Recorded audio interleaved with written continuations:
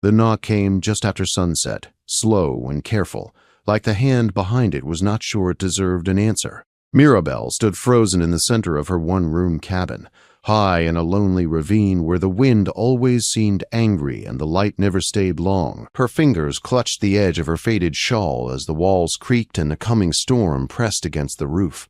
No one ever came this far unless they were lost or looking to take something. Men who meant harm never knocked. They kicked doors in or waited until dark. This kind of knock did not belong to the life she knew, and that scared her more than silence.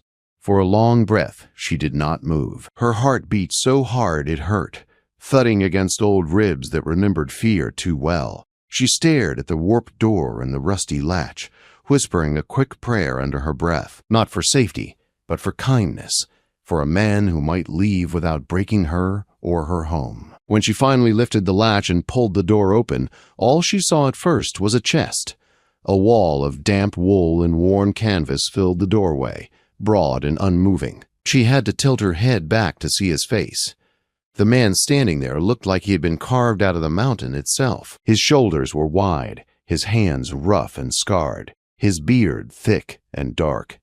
His eyes were tired in a way that spoke of long roads and longer nights. He held his hat tight against his chest, knuckles white, like it was the only thing keeping him steady. Rain ran down his coat and dripped from the brim. In a low voice that rumbled more than it spoke, he said a hard storm was coming fast through the valley, and asked if he could rest inside until it passed. He did not step forward. He did not lean into the door. He stood there in the rain as if he truly believed she might say no. Mirabelle glanced past him at the sky. Dark clouds stacked high over the ridge, and cold drops were already striking the porch. Then she looked back at the man filling her doorway. The words slipped out before fear could stop them. He told him he was bigger than her whole cabin. For a heartbeat, he just stared at her. Then something broke in his face. His knees gave out, and this huge man sank down right there on her threshold. One big hand came up to cover his eyes, and to her shock, tears slid down into his beard. His voice came out strange and tight as he said, "No." One had ever let him in without suspicion. Not once in all his years drifting from camp to camp and town to town.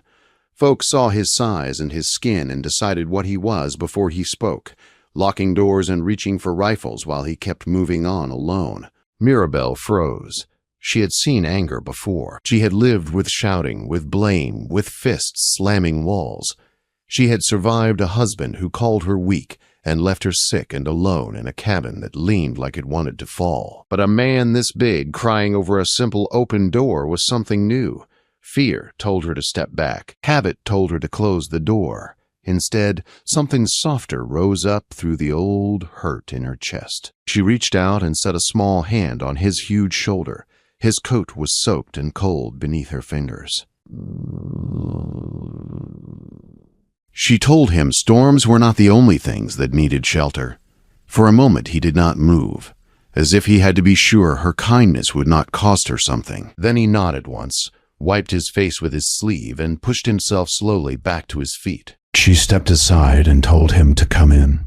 She said she had soup if he did not mind it thin, and a fire if he did not mind it quiet. He ducked through the doorway carefully, folding himself so he would not strike the sagging beams. Strangely, the room did not feel smaller with him inside. It felt steadier, like the walls had been braced. He took the one wooden stool by the stove and somehow did not break it. His big hands rested folded in his lap, awkward and careful, like a boy trying not to misbehave. Mirabelle stirred the pot over the low fire, pretending not to stare, while noticing everything. His boots were worn nearly through. His cuffs were frayed. Along his left sleeve was a dark stain where wool clung to dried blood. After a long stretch of quiet, he said his name was Alder. He said he had been living mostly in the high country where kindness ran thin, but even the mountains did not offer shelter from a storm like this. Mirabelle handed him a cracked bowl of soup and told him maybe he was due to meet some kindness anyway. They ate in silence, broken only by the scrape of spoons and the wind clawing at the walls. She watched him from the corner of her eye. When he lifted the bowl, his hand shook, not from weakness, but from nerves held too tight. When he finished, he thanked her in a voice that sounded unused to gratitude, like the word did not fit his mouth. That night, Mirabelle did not sleep much. The storm broke hard over the ravine, thunder rolling past like wagons on stone. Alder lay on the floor near the stove, his coat rolled beneath his head.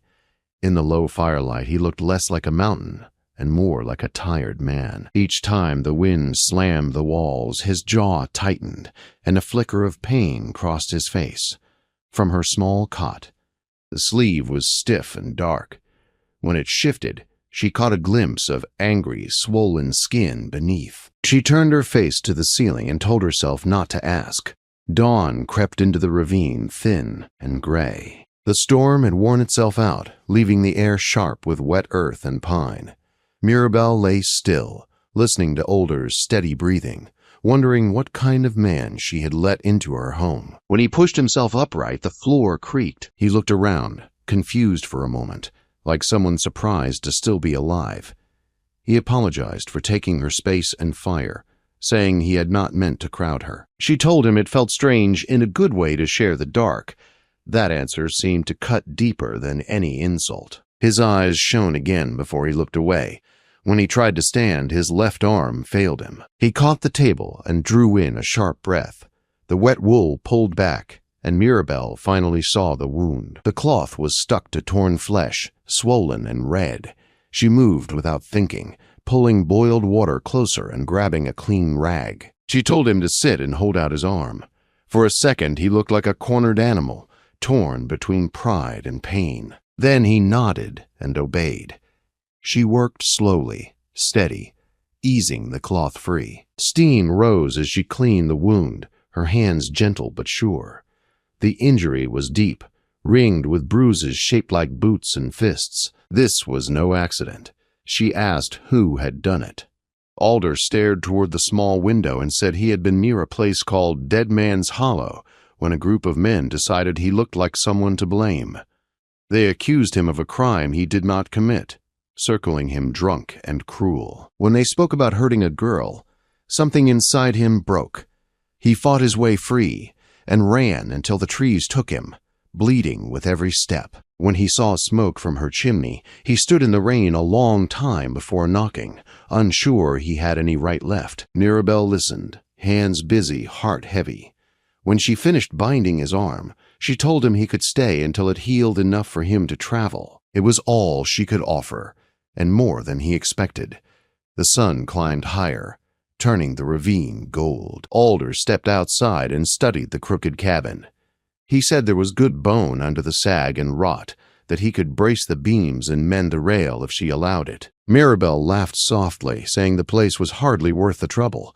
Alder answered that some houses were small but kind, and those were the ones worth saving. For the first time in years, Mirabelle felt something warm and careful take root in her chest. It felt like the beginning of trust. Mirabelle did not answer Alder's offer right away.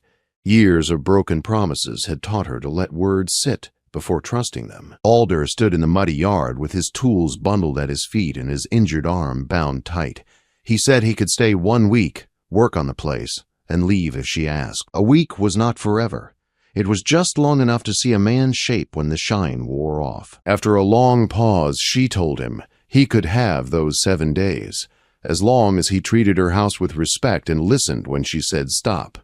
By mid-morning, he had already begun. He swept the porch clean, lifted a warped board by the stove, and braced the wobbly table leg with a careful hand. Mirabelle brought him water and watched how he moved, slow and mindful of his injured arm.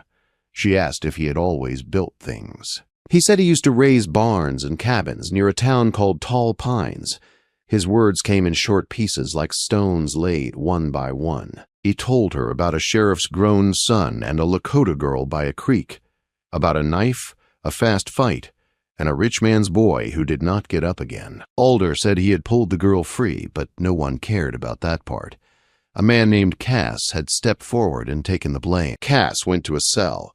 Alder was pushed out and told never to return. Mirabelle knew that kind of truth. She had seen how money and names bent the law like soft wire. When Alder finished, she surprised herself by saying he could stay longer than a week if he wished. Not as a man who owed her, but as someone who finally had a roof that did not fear him. His shoulders eased just a little. He looked around the cabin and said it was not ugly. It was small but kind. When she had told him he was bigger than her house, he had cried because no one had ever let him feel safe inside anything smaller than his own fear. The days settled into a quiet rhythm. In the mornings, Alder worked. He dragged boards from a fallen shed, patched the back wall, cut shingles, and tacked canvas over weak places in the roof. In the afternoons, Mirabelle cooked beans and bread, and they ate together in an easy silence where thank you came without effort. She watched his arm heal slowly, the swelling easing, the pain still there but duller. One afternoon, she found him kneeling by a tumble of stones at the edge of the yard. She said that used to be a garden wall back when her mother still hummed over rows of corn and tomatoes.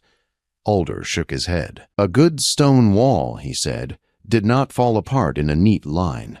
Someone had kicked it down. Her brother's angry face rose in her mind, drunk and raging after their mother died. Maribel turned away and said she had rebuilt almost everything since then, except that wall. Walls, she said, were meant to keep things out, and she already knew too much about living shut in. Alder was quiet for a long moment. Then he said some walls were meant to guard what was tender, not to hide it. That evening, she saw him wiping each stone clean. When she called them only rocks, he said maybe her mother's hands had laid them, and that made them worth the work. The next morning, the stones were no longer piled. He had set them as a narrow path from the porch to the old garden bed. Dew shone on each one. Mirabelle stepped out barefoot and followed it, her chest tight. Standing there, she said she might like to plant again. Alder nodded as if he had been waiting to hear it. Even as life steadied, Alder's eyes often slid toward the tree line. What he waited for came at sundown a few days later. A tall, narrow man with a crooked stride appeared on the track, a rifle slung loose over one shoulder. Alder set down his axe and stepped forward. The man stopped past the leaning fence and smiled without warmth. He called Alder by name and said he never thought he would see him settled in with a backwoods widow. Mirabelle moved closer and asked if the stranger was a friend. The man laughed and said friend was not the word. He said his name was Cass and reminded Alder loud enough for her to hear that he had taken the blame in Tall Pine. 7 years in a cell while Alder walked free. Alder told him to leave. Cass's smile thinned. He said debts came due. He did not want money. He wanted Alder's black mare to sell in Elkridge. Mirabelle felt the air go thin. She asked Alder if it was true. He did not dodge it. He said a rich man's boy had tried to kill a girl, and he had stopped him. Cass letting the town blame him did not mean Cass owned his life. Cass said he would be back, and next time he would not ask. Then he walked away, whistling. That night, the cabin felt tight and watchful. Alder barred the door and set more wood on the fire for light. He told Mirabelle Cass always came back for what he thought was his. Fear and old anger tangled in her chest. She told Alder she would not let another man turn her home into a battlefield. Alder said he would stand between trouble and her door. He brought out a wrapped rifle and laid it on the table. He said it belonged to his mother's people and was held with respect, not rage. They planned the night together. Alder would keep watch by the door. Mirabelle sat awake on her cot, shawl tight, listening to every sound. When dawn came, Alder knelt by the stone path and whispered a blessing his mother taught him, a prayer for clear eyes when your enemy wore a familiar face. By afternoon, the sky cleared, but Mirabelle's nerves did not. Alder stacked more wood than needed. She made stew she barely tasted. Just after dark, they heard it. Wagon wheels, horses, voices. Alder lifted the rifle and asked Mirabelle what she wanted. She told him she was done letting men take what they wanted here. A wagon rolled into the clearing. Cass sat on the seat with 2 men. He demanded the horse. Alder refused. When guns were raised, Alder fired first. 1 man fell. The younger one froze, fear breaking through his bravado. Cass snarled and reached for his pistol. As the boy turned to flee, Cass swung his gun at the boy's back. Mirabelle stepped forward, lifted the short pistol Alder had shown her, and fired. Cass dropped to one knee, wounded and stunned. She told him she had not shot a man she loved. She had shot the man who made cages of every place he touched. Alder disarmed Cass and told them to leave and never return. The wagon creaked away into the dark. Inside, Mirabel shook. Alder held her steady and told her she had protected life, not taken it. When the night finally quieted, the cabin breathed again. For the first time, Mirabel hoped a man might stay. At dawn, she found an old letter to her daughter, Callie, written in years of despair. Alder read it gently. Together they wrote a new one, full of change and promise. Mirabel carved one word into the beam above the hearth: home. 2 mornings later, a lone figure climbed the track. A young woman with tired eyes stopped at the stone path. Mirabel called out that the roof did not leak and the door was open. The woman asked if things were truly different. Mirabel said everything had changed since the night a stranger cried on her porch and chose to stay. The woman stepped onto the path, stone by stone, until she reached the porch. Mirabel opened her arms. Callie folded into her, years of distance breaking at once. That evening, the 3 of them sat together as dusk settled. The cabin no longer felt small. It felt held, by courage, by choice, and by a love that had finally found room to grow. The days after Callie's return moved slow and careful, like everyone was afraid one hard step might break the peace they had found. The cabin felt fuller, not crowded, but alive in a way Mirabel had not known since her mother's voice once hummed through the rooms. Callie helped with small things at first, sweeping the floor, fetching water, touching the new braces in the walls as if to be sure they were real. At night, she slept on a pallet by the fire, waking often, listening to the wind, still unsure this place would not disappear by morning. Alder kept working, though he no longer pushed himself the way he had before. His arm healed slow but sure. He fixed the last weak beam in the roof and mended the fence Cass had leaned against. He spoke little about the night of the wagon, but Mirabel noticed how he always checked the track at dawn and dusk. Not with fear, but with a steady watchfulness. He was not waiting to run. He was ready to stand. One afternoon, Callie finally asked why Alder stayed. Her voice was not sharp, only honest. Alder looked at the stone path, then at Mirabel before answering. He said he had spent his life being told he was too much, too big, too quiet, too different. When Mirabel had opened the door and spoken without fear, something inside him had shifted. He stayed because this house did not ask him to be smaller than he was. Callie studied him a long moment, then nodded. She said she knew what it was like to leave because staying hurt too much. As summer deepened, the old garden came back to life. Mirabel and Callie worked the soil together, fingers stained dark, shoulders brushing. Alder built a low fence, not to keep the world out, but to give the young plants a chance. Green shoots pushed through the dirt. Mirabel felt pride stir in her chest, quiet and steady. She had not realized how much she missed tending something that grew.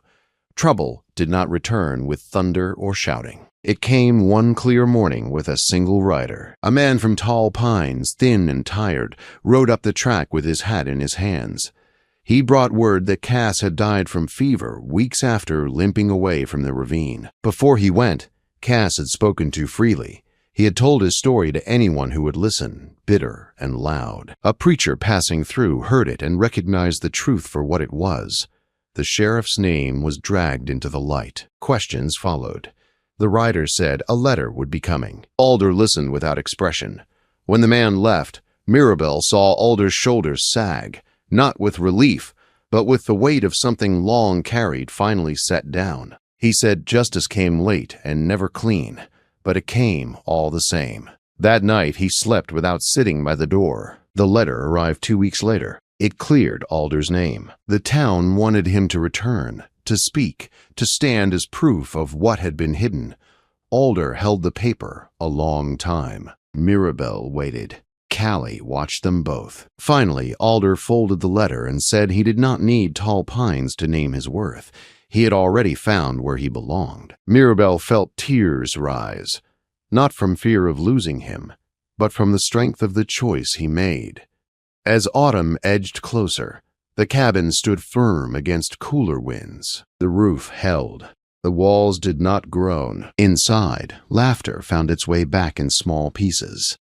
Callie learned Older's quiet ways and saw the gentleness beneath his sighs. One evening, she told her mother she thought she might stay through winter, maybe longer. Mirabel said nothing at first, only reached out and squeezed her hand. On the first cold night, Older built a fire that burned slow and warm. They sat together, the three of them, listening to the crackle and the wind beyond the walls. Mirabel looked at the word carved above the hearth, rough and uneven. Home. She understood then it was not the beams or the stones that made it so.